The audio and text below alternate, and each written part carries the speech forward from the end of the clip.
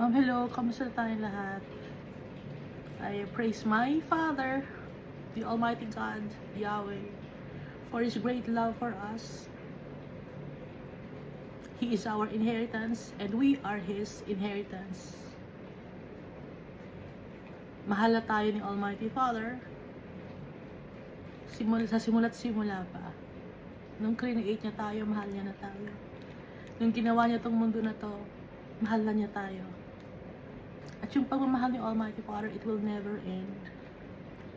His love for us is for eternity. Ganon din ang pagmamahal sa atin ni Jesus Christ. And we must also glorify the name of Jesus Christ, because when we glorify the name of Jesus Christ, we are also glorifying the name of our Father, the Almighty God. Worthy to be praised. Si Jesus Christ, worthy to be praised. Ang tatay natin. Si Jesus Christ, ang kaisa-isang anointed by the Almighty Father to judge people because He lived among men. Alam ni Jesus Christ yung ugali ng mga tao. Alam ni Jesus Christ yung physical pain and emotional pain na naramdaman natin or nararamdaman natin. Alam ni Jesus yung mga problema na dinadanas natin sa mundo na to. Kaya nga, di ba sabi ni Jesus Christ, in this world, you will experience pain. But don't worry, I have overcome the world.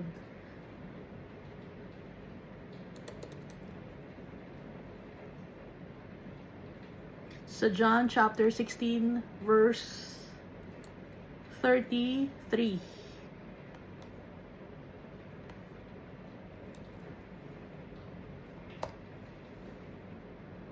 These things I have spoken to you, that in me you may have peace. In the world you will have tribulation. But be of good cheer, I have overcome the world. Alam ni Jesus Christ, meron tayong tribulations na dadaanan.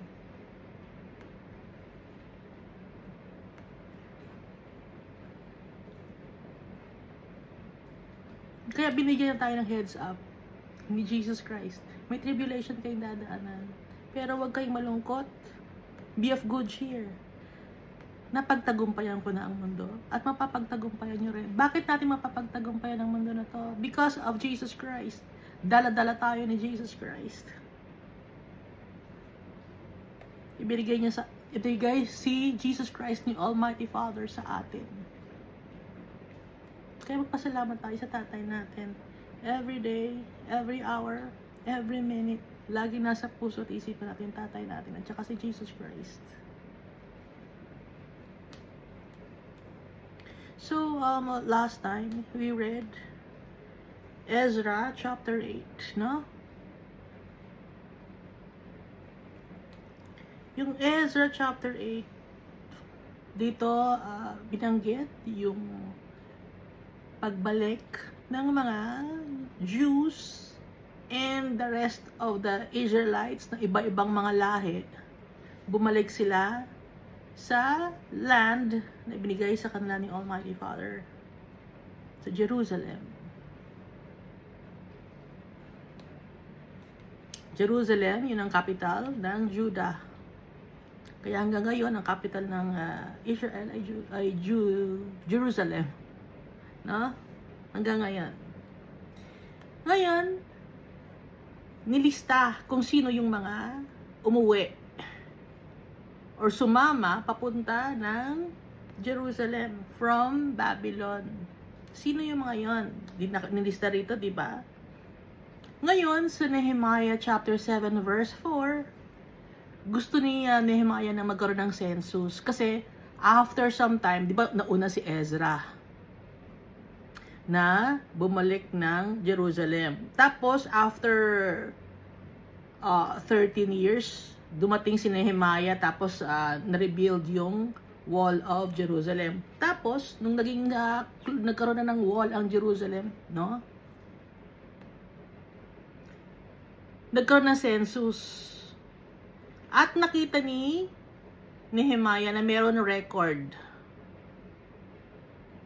Dito nakalagay sa Nehemiah chapter 7 verse 5. Then by God put it into my heart to gather the nobles, the rulers, and the people, that they might be registered by genealogy. And I found a register of the genealogy of those who had come up in the first return, and found written in it. So ang nakita ni Nehemiah, itong record na sinulat ni Ezra. So kaya naisulat ni Nehemiah yung mga tao na bumalik, it's because may record na si Ezra una pa lang, no? So magkadugtong tong si Ezra at si Nehemiah, magkasama sila. Pero nauna si Ezra, pero ang role naman ni Nehemiah, siya yung nag-rebuild ng Wall of Jerusalem. Naintindihan na natin? At dito rin yung nag-travel from Babylon to Jerusalem yung mga tao. At dala-dala nila yung mga gold, silver, and other articles na galing sa temple na naging plunder ni Nebuchadnezzar and Nebuzaradan, dinalik sa kanila ni King Artaxerxes. At naghanap din sila ng mga Levites. Tapos yung mga Levites na yon, sa 12 na Levites na yon, sa mga priests na yon,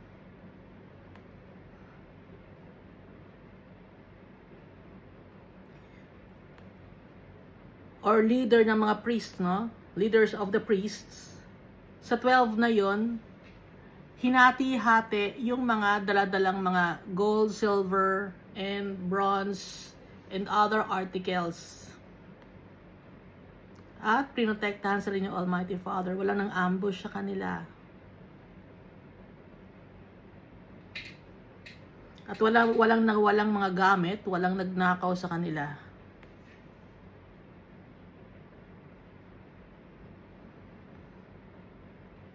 So nakarating sila ng Jerusalem ng maayos because of the Almighty Father.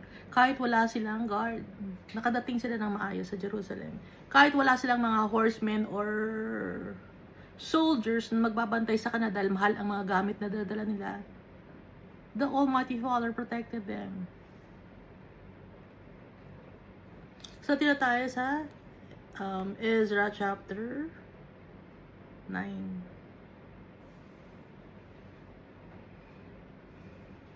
So itong Ezra chapter 9, nabanggit na rin to ni Nehemiah, no?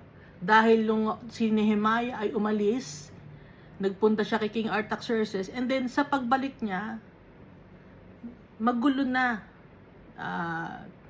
Nagkaroon sila ng ng document, tapos lalagyan nila ng seal as oath and a curse sa mga tao na yun ang dapat ang gagawin nila. Ngayon, isa sa mga bagay na hindi nila sinunod ay yung nakipag-intermarriage sila with people who are not their kind. Ibig sabihin, iba ang lahi. Hindi na sinunod yung law na dapat ang mapapangasawa nila ay mga Israel, kapareho nilang Israel or Israelites. Kundi nakipag-asawa sila sa ibang mga lahi, no? So basahin na natin Ezra chapter 9. When the kings were done, the leaders came to me saying, the people of Israel and the priests and the Levites have not separated themselves from the peoples of the lands with respect to the abominations of the Canaanites, the Hittites, the Perizzites, the Jebusites, the Ammonites, the Moabites, the Egyptians, and the Amorites. Ibig sabihin, may mga nakita silang mga tao na nakikimingle pa rin sa kanila. Hindi naman masama ang makipag-kaibigan, kundi yung pinasimbolize dito ng intermarriage, yung connivance sa unrighteousness. So, nung time na to, kailangan maging pure ang lahi nila. Kasi nga, ayaw na nilang mangyari yung nangyari noon kay King Solomon, na napahiwalay si King Solomon kay Almighty Father because of the concubines of Solomon and his wives. Ang dami niyang asawa, ang dami niyang concubines, iba-iba ang lahi. Yun ang naging reason kung bakit nahati ang Israel, nagkaroon ng 2 kingdoms. Kaya, pinagsabihan yung mga tao. Basahin muna natin, ano? Ulitin natin chapter 9 of Ezra. When these things were done, the leaders came to me saying, the people of Israel and the priests and the Levites have not separated themselves from the people of the lands with respect to the abominations of the Canaanites, the Hittites, the Perizzites, the Jebusites, the Ammonites, the Moabites, the Egyptians, and the Amorites. Ibig sabihin, lahat sila, the people of Israel. Ibig sabihin, lahat sila, pati yung mga priests and Levites, lahat sila, partake sila sa mga bagay or abominations na ginagawa ng mga Canaanites, Hittites, Perizzites, Jebusites, Ammonites, Moabites, Egyptians, and the Amorites. Alam naman natin na itong mga taong to na binanggit natin ng mga Canaanites, Hittites, Perizzites, Jebusites, Ammonites, Moabites, Egyptians, and Amorites, meron silang sinasamba ng mga Diyos-Diyosan or foreign gods, or sumasamba sila sa mga puno, sinasamba sila ng kahoy, sumasamba ng semento, sumasamba ng korteng tao na ginto. Ganon yun ang mga sinasamba nila. Meron silang mga culture and tradition na abomination sa paningin ni Almighty Father. Verse 2, for they have taken some of the daughters as wives for themselves and their sons, so that the holy seed is mixed with the peoples of those lands. Yung holy seed, ang sinasabing holy seed dito, yung lahi ni Israel. Holy seed sila eh. Na ngayon, nakamix sila ng mga tao, ng mga Canaanites, Perizzites, Moabites, Ammonites. So, may tendency na mahila sila sa Diyos ng mga asawa nila. Indeed, the hand of the leaders and the rulers has been foremost in this trespass. Prioritize nila yon na dapat hindi pwede, no? Hindi pwedeng makipag-equally yoke with unbelievers or those who worship other gods or false gods. Hindi pwede yon. Kasi paganism yon. Ang paganism, hindi siya walang Diyos. Okay? Ang paganism, marami siyang Diyos. Polytheism ang paganism. Hindi siya, iba ang atheism sa paganism. Ang atheism, wala siyang Diyos. Ang paganism naman, same as polytheism, ano yon? Maraming Diyos, maraming sinasamba. Maraming tinatawag na mga pangalan ng mga kung sino-sinong tao. Yun ang paganism. Kung sino-sinong tao or kung sino-sinong nature, no? Tumatawag ng bundok. O itong bundok na to, sambahin natin. Itong puno na to, itong kahoy na to, itong bato na to, sambahin natin. Ganun ang mga paganism. So when I heard this thing, I tore my garment and my robe and plucked out some of my hair of my head and beard and sat down astonished. Nalungkot si Ezra. Sinira niya ang kanyang garment at kanyang robe. Iba ang garment sa robe. Yung robe, pang takip yun, di ba? Yung garment sa panloob niya. And plucked out some of the hair of my head. Sinabunutan niya yung buhok niya. Parang, bakit kayo nagkaganito? Usapan na yun, di ba? Na nagsabi tayo kay Almighty Father. Magkakasala na naman, kasi inisip ni Ezra, magkakasala na naman, magkakahiwalay na naman ng mga tao. Paparusahan na naman sila ni Almighty Father. Yun ang iniisip ni Ezra. Kaya ganun ang kanyang actuations. Baka kasi sabi niya, OA naman ni Ezra, ba't nag-asawa lang? Hindi, kasi mapaparusahan sila dahil nga sasamba na naman ang mga tao sa iba. Makakalimutan na naman si Almighty Father. Verse 4, Then everyone who trembled at the words of the God of Israel assembled to me, because of the transgression of those who had been carried away captive, and I sat astonished until the evening sacrifice. Ngayon, lahat ng mga tao, takot na takot, lumapit kay Ezra. Dahil nga, may tendency na paparusahan na naman sila. Magkakahiwalay na naman ang mga magkakapatid.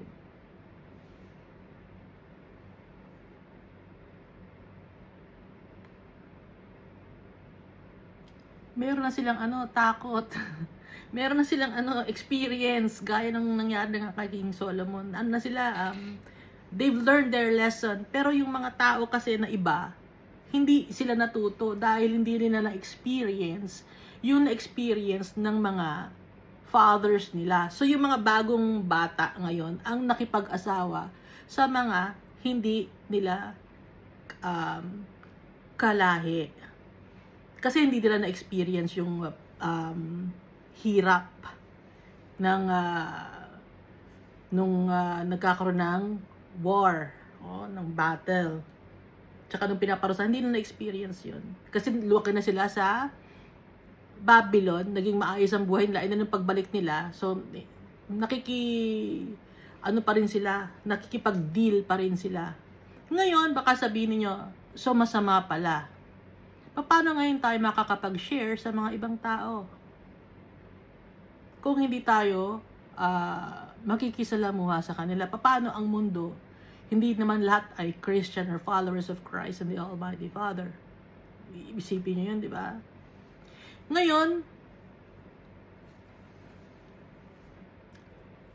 magiging iba dapat tayo. Tayo ngayon yung mag-i-encourage sa mga tao to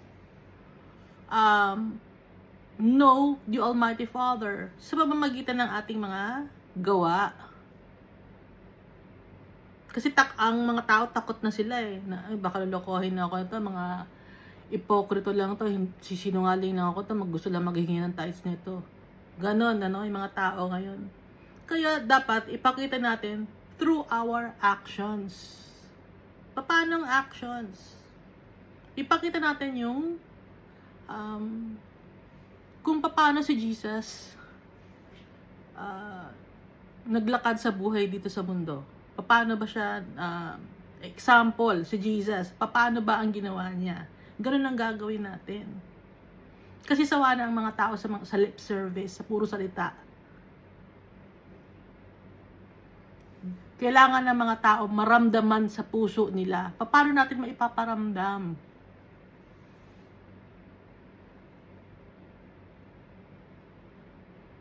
Magpapasalamat tayo kay Almighty Father at anong gagawin natin? Magdadasal tayo sa Kanya na may pagkakataon tayo makapag-share sa mga tao.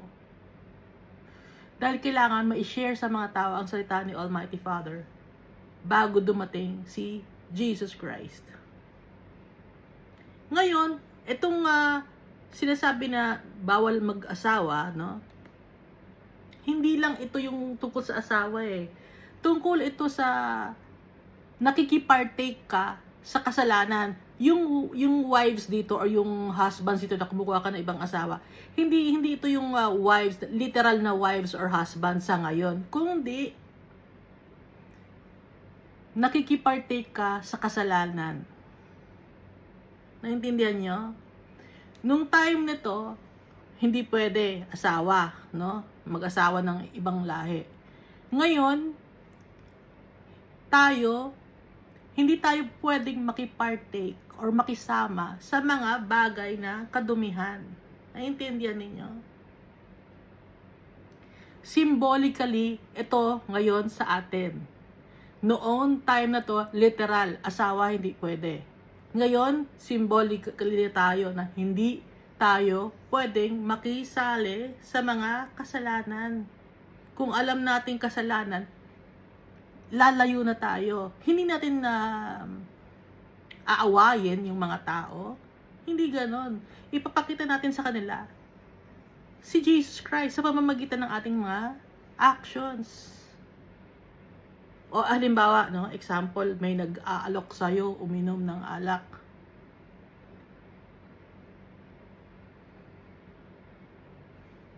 Yung ibang pag-inom ng alak, nagsasalita na ng mga masasama, ganun. Hindi ka ngayon sali sa mga ganong bagay.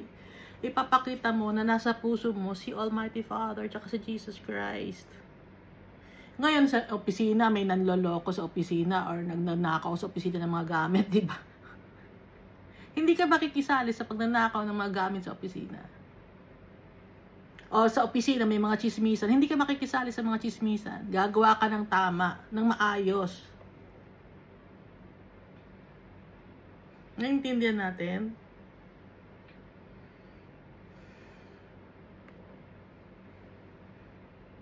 Or sa society natin, gusto ng gulo ng ibang mga tao sa society. Hindi tayo makikisali sa gulo. Magiging iba tayo. Kaya nga sabi ni Almighty Father, come out of her, my people. Maging iba kayo. So, nung time na to, nung time ni Ezra, literal na asawa. Ngayon,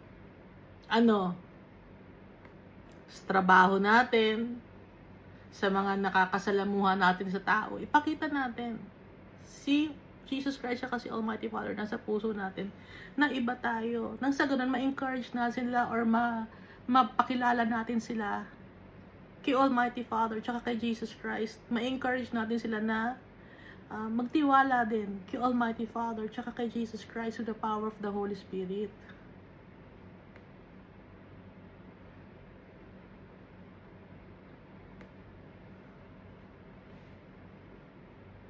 Kasi, hindi pwedeng ikaw ang hilahin ng kasalanan, ikaw ang mawawala ngayon.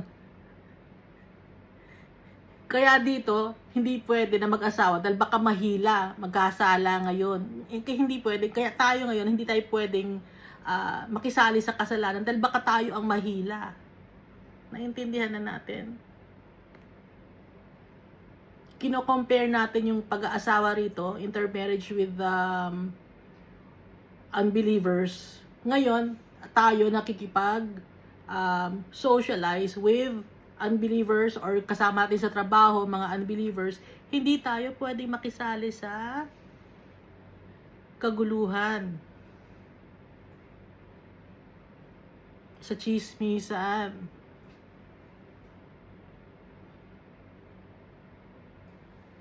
sa mga siraan ng mga tao, ganon. Or huwag kang makikipagbarkada sa mga adik. Huwag kang makikipagbarkada sa mga lasenggero. Huwag kang makikipagbarkada sa mga babaero. Kasi may tendency, mahihila ka. Kaya diba, tell me your friends are, and I'll tell you who you are. May ganong kasabihan, diba? Kung kaibigan mo mga chismosa ka din. Para makasabay ka sa kachismisan, kailangan maging chismosa ka rin. Kasi pag hindi ka sumabay sa kachismisan, ikaw pagchichismisan nila. Hindi pwede. Kung may ganong bagay, wag na. Mag-pray ka na. Ha? Hindi tayo pwedeng sumali sa mga ganon. Ayaw ni Almighty Father.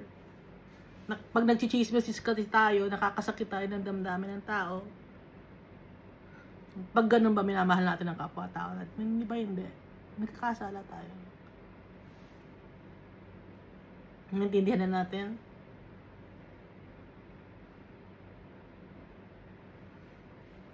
Or example, mga barkada mo magnanakaw.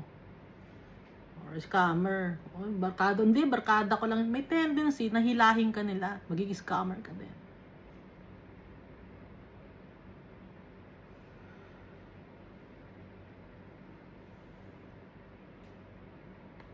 Yun ang sinasabi dito sa Ezra. Itong mga nagigipag-asawa sa mga pagans, may tendency na maging pagan din sila kasi yung asawa nila, pagan. Sa intindihan na ninyo.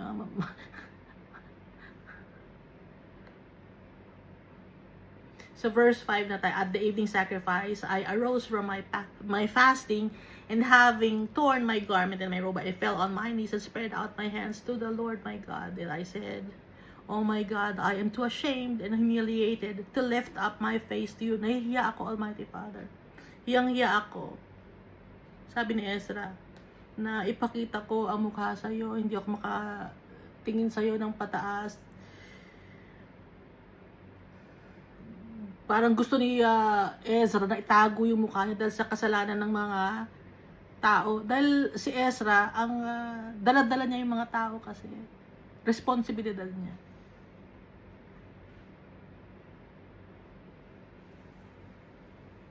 Dahil pag nagkaganon yung mga tao, ibig sabihin kulang siya ng pagpapaalala sa mga tao. Inako niya, accountable siya. Ganito dapat tayo, accountable tayo sa mga actions natin, sa mga actions ng brethren natin.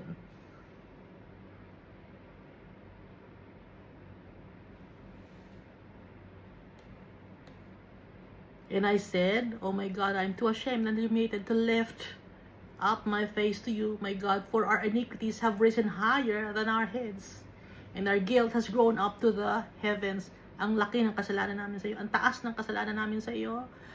Yung kasalanan namin sa iyo, mas mataas pa sa ulo namin. At yung guilty namin, napakalaki. Mas hanggang langit ang guilt namin. Sabi ni Ezra, since the days of our fathers, to this day, we have been very guilty. Hanggang ngayon, very guilty pa rin kami. Nung dati, nagkasala yung mga fathers namin. To this day, we have been very guilty. And for our iniquities, we, our kings, and our priests have been delivered into the hand of the kings of the lands, to the sword, to captivity, to plunder, and to humiliation, as it is this day. Hanggang ngayon, dala-dala namin yung kahihiyan. Nung naging slaves kami, nung napasakop kami sa ibang kingdom, dahil sa aming mga kasalanan, hiyang-hiya kami. Pinagsisisihan namin yun. Kaya ba naramdaman nyo na yun? Nagkasala kay Almighty Father. Tapos, alam mo na pinatawad ka na ni Almighty Father. Pero yung isip mo na, Lord, napakabait mo sa amin. Tapos, pinapatawad mo kami, napakabait mo sa amin, Almighty Father. Di ba pag ganun, lalo tayo napapamahal, lalo natin minamahal si Almighty Father. Dahil naaalala natin yung kasalanan natin at lalo tayo nagpapakumbaba. Ganun si Ezra, lalo pa at nagkaroon ulit sila ng kasalanan. Kasi kaya nagkaroon sila kasi nga anong sabi?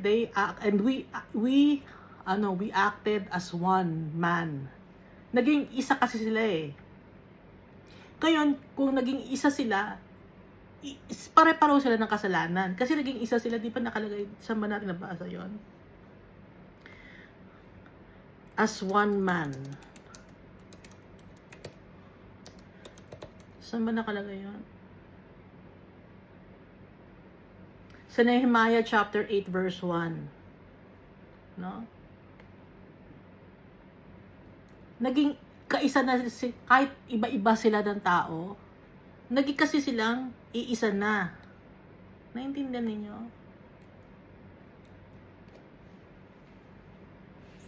Ito no, sa Nehemiah chapter 8 verse 1. Now all the people gathered together as one man in the open square. Naging kaisa na sila ni Almighty Father. They get to gather together as one man. Okay? Kaya, itong si Ezra, kasali siya sa kahihiyan na dinulot ng mga kasama niya. Sabay-sabay sila. Hindi niya inaalis yung sarili niya na hindi siya nagkasala. Dahil nagkasala siya dahil nga accountable siya sa mga kasama niya. Hindi niya sinabing kasalanan ho nila. Kasalanan ng mga kasama ko, hindi ko kasali dyan. Kundi, ang galing, di ba, ni Ezra? Dahil nasa kanyang puso, si Almighty Father. Kaya yung puso niya, humble.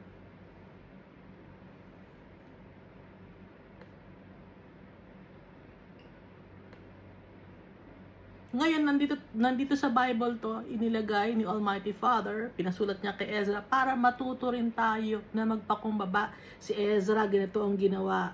Oh. Si Nehemiah, ganito ang ginawa.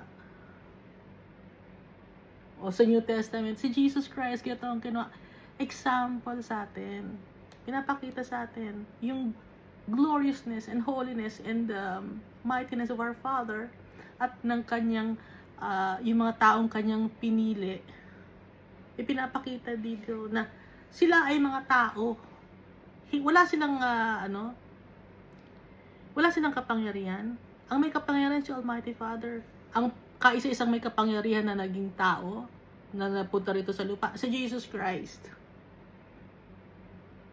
Diyos, God with us, the Emmanuel, Jesus Christ. Ngayon, tuloy natin sa verse 8, no? And now for a little while, grace has been shown from the Lord our God to leave us a remnant to escape and to give us a peg in His holy place, that our God may enlighten our eyes and give us a measure of revival in our bondage. At ngayon pa lang, konting panahon pa lang ang nilalagi namin dito, sabi ni Ezra, ibinigay mo sa amin, Almighty Father, yung grace.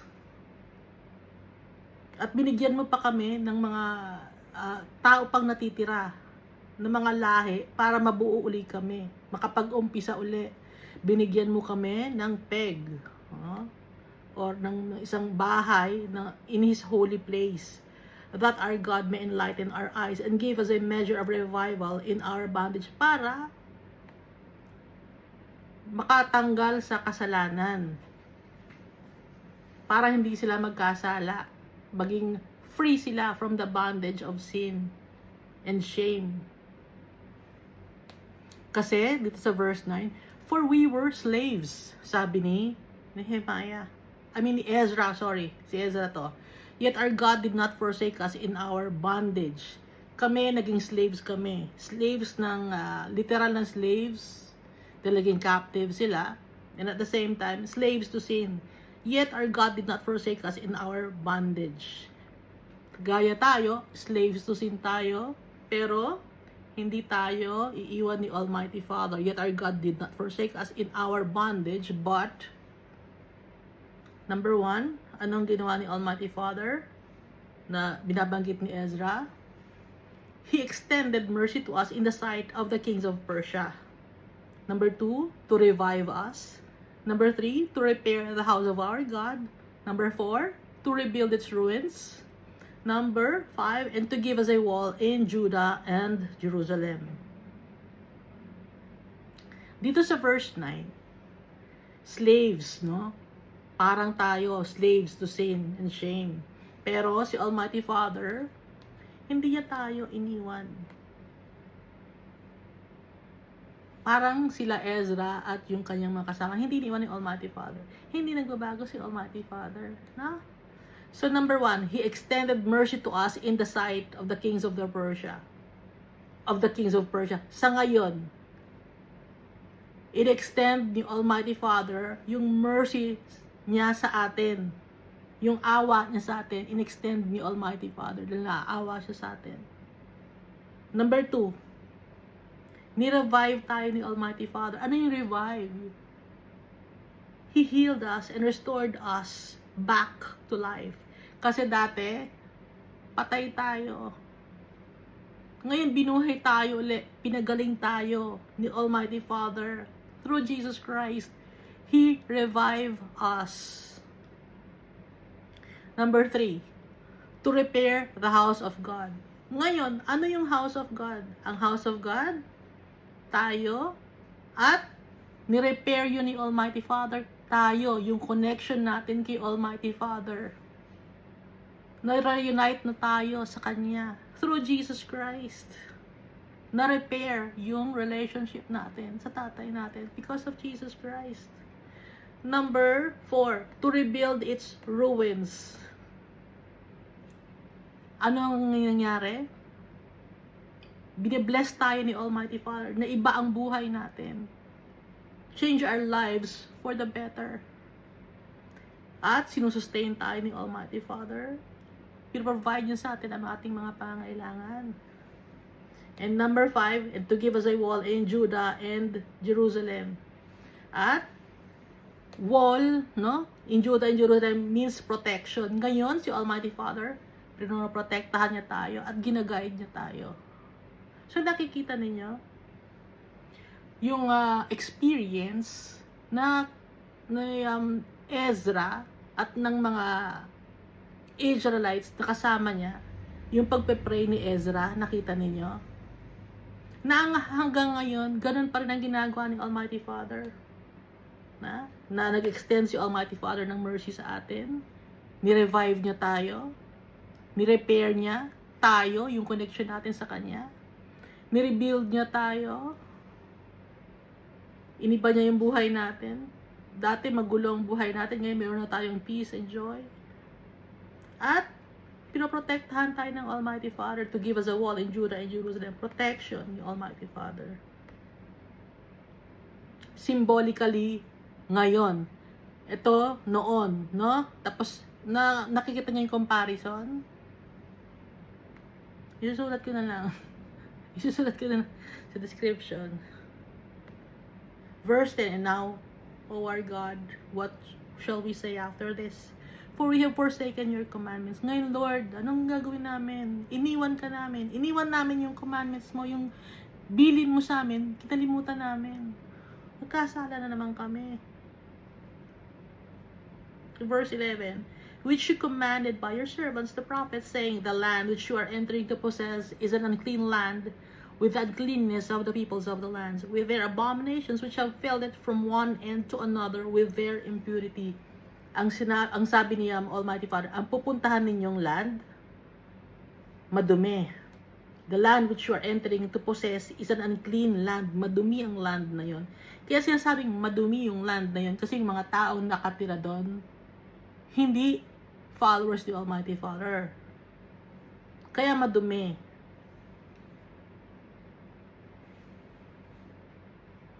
Filled it from one end to another with their impurity. Puro kasalanan ang namamayani sa lugar na pupuntahan ninyong lupa. Ngayon, tayo, asan tayo ngayon? Yung lupa, kung nasaan tayo ngayon, puro rin kasalanan, uncleanness. Filled with abominations. From one end to another with the impurity of the people. So, ano ngayon ang gagawin natin? Nandito tayo sa lugar na impure.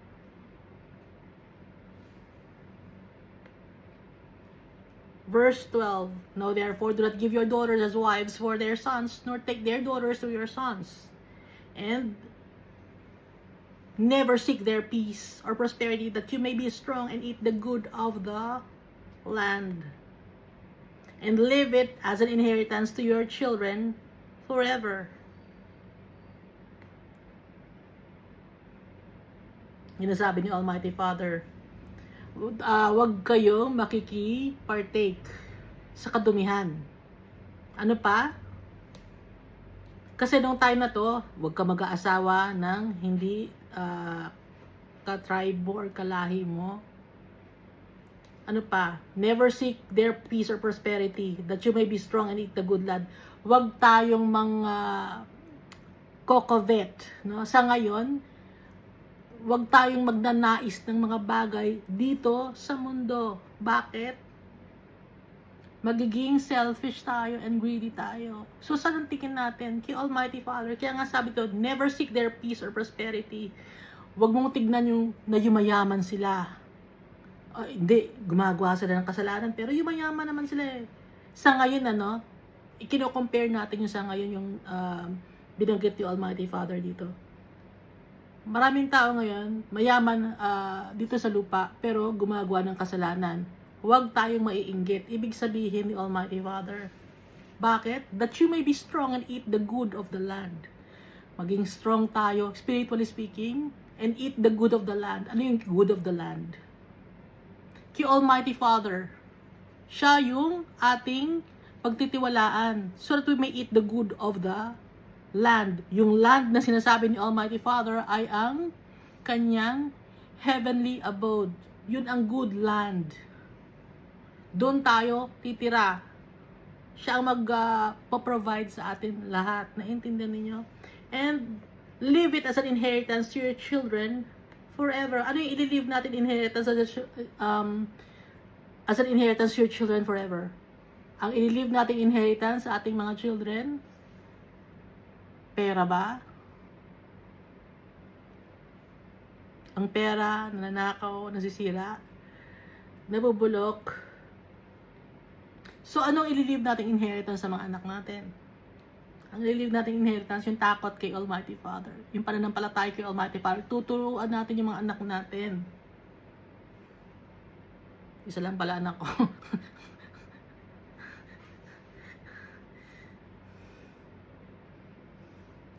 Kayo, marami kayong anak. Paano yung walang anak?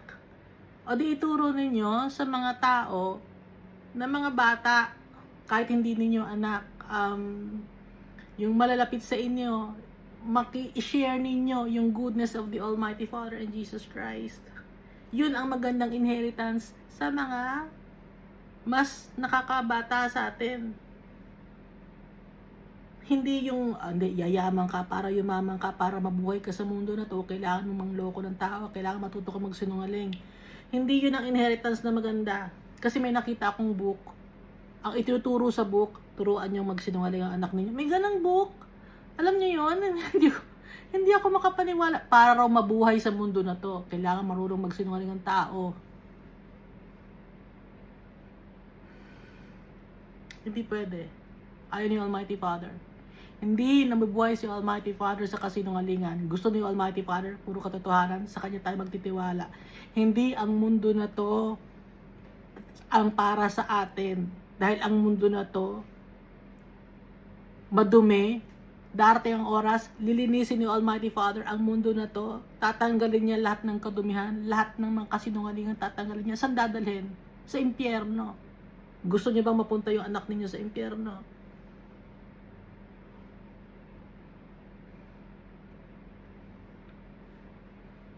Verse 13.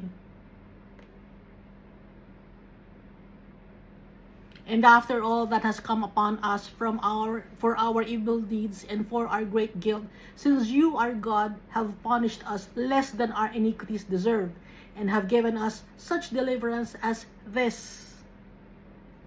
Pinarusahan mo kami, Almighty Father, sa aming mga masasamang gawain. Pinarusahan mo kami, pero yung parusa mo sa amin, kulang pa sa mga kasalanan na ginawa namin. Naintindihan ninyo? Yung parusa mo, Almighty Father, kulang pa. Dahil napakalaki ng kasalanan namin sa iyo. Tayo, malaki ang kasalanan natin kay Almighty Father. Yung mga na-experience natin ng pain and suffering and trials, kulang pa yun. Pero dahil sa mabait si Almighty Father, hanggang dun lang ang binibigay niya sa atin. Sobrang bait ni Almighty Father. Gusto niya tayong matuto. Dahil mahina tayo.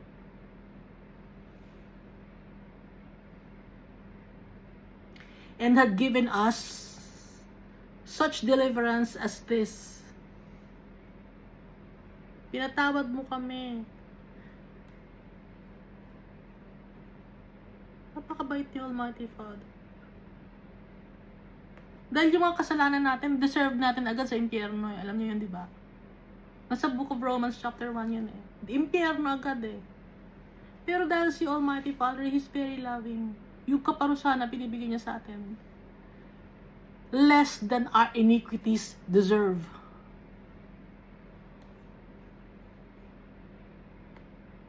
Verse 14. Should we again break your commandments and join in marriage with the people committing these abominations? Would you not be angry with us until you had consumed us so that there would be no remnant or survivor? Gagawin ba ang ulit na ba namin na sirain namin ang iyong kautusan at makikisali kami sa mga bagay na kadumihan? Would you not be angry with us until you had destroyed us or consumed us? Hindi ba magagalit ka sa amin hanggang darating ang araw na sisirain mo kami at wala na magiging remnant or survivor. Dahil nangyari na to, di ba, sa dun kay Noah. Ilan ang natira? 8, no? 8 na tao ang natira lang nung kay Noah.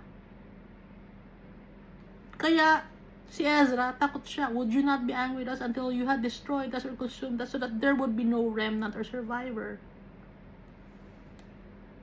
Verse 15, O Lord God of Israel, you are righteous, for we are left as a remnant, as it is this day. Here we are before you in our guilt, though no one can stand before you because of this. Hindi kami makaharap sa iyo, Almighty Father, dahil guilty kami, ang dami naming kasalanan sa iyo. Hiyang-hiya si Ezra kay Almighty Father. Nakita ba ni Ezra si Almighty Father? Hindi. Ngayon nakita na ni Ezra si Almighty Father kasi nasa heaven na si Ezra. Pero nung time na to, nung tao nandito pa na nabubuhay si Ezra sa mundo na to, hindi niya nakita si Almighty Father.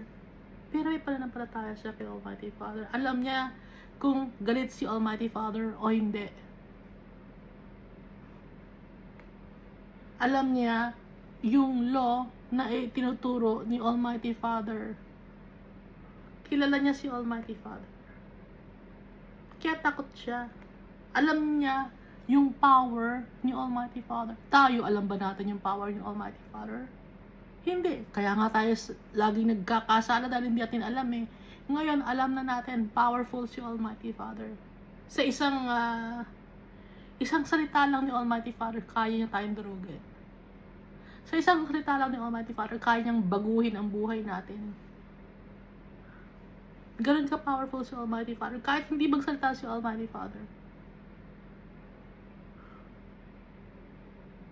Isang tingin lang ni Almighty Father. Durug tayo. Alam niyo yun?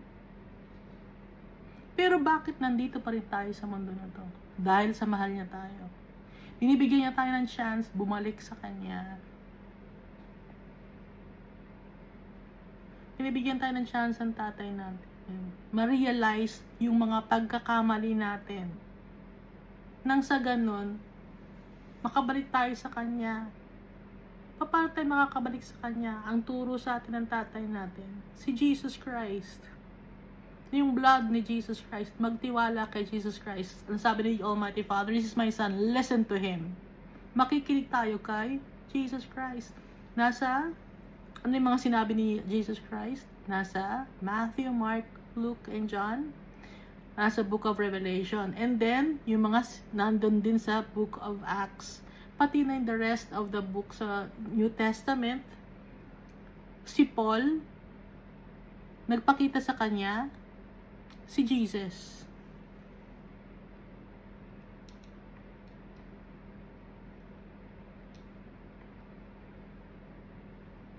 Kausap niya personally si Jesus.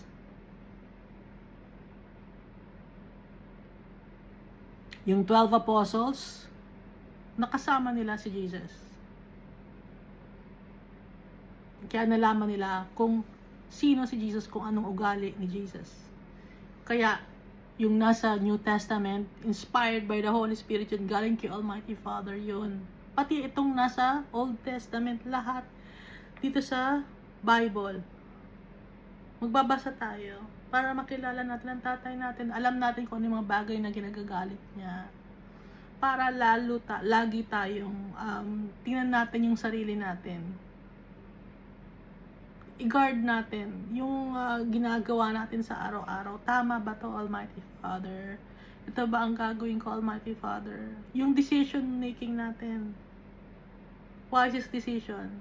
To ask our Father's advice and directions. Acknowledge our Father. And pray to our Father by using the name of Jesus Christ. Jesus Christ is our only mediator to our Father. Through the power of the Holy Spirit.